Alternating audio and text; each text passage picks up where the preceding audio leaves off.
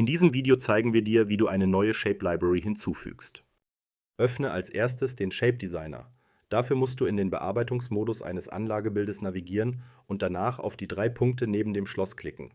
Wähle dann den Shape Designer aus. Auf der linken Seite befindet sich die Shape-Bibliothek mit entsprechenden Ordner. Falls deine Gruppen den Namen Datenpunkte oder Shape-Vorlage haben, dann ändere zuerst den Namen der bestehenden Gruppen. Du kannst zum Beispiel Alt dahinter schreiben.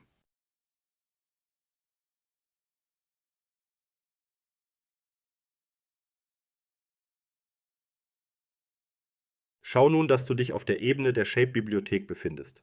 Klicke im Menü auf die 3 Punkte und dann auf Shape-Bibliothek importieren. Wähle die Datei der neuen Shape Library aus.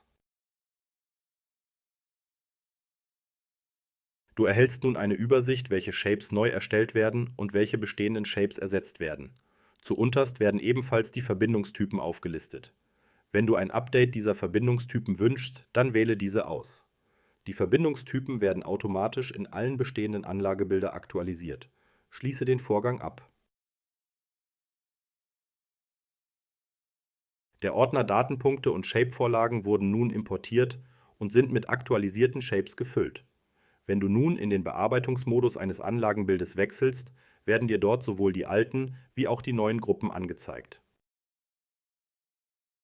Du hast die Möglichkeit, einzelne Shapes oder ganze Gruppen unwiderruflich zu löschen. Löschen ist nur dann möglich, wenn ein Shape nirgendwo verwendet wird. Ob ein Shape verwendet wird, siehst du hier. Weiter hast du die Möglichkeit, ein Shape als veraltet zu kennzeichnen. Dies hat zur Folge, dass der Name des Shapes durchgestrichen wird.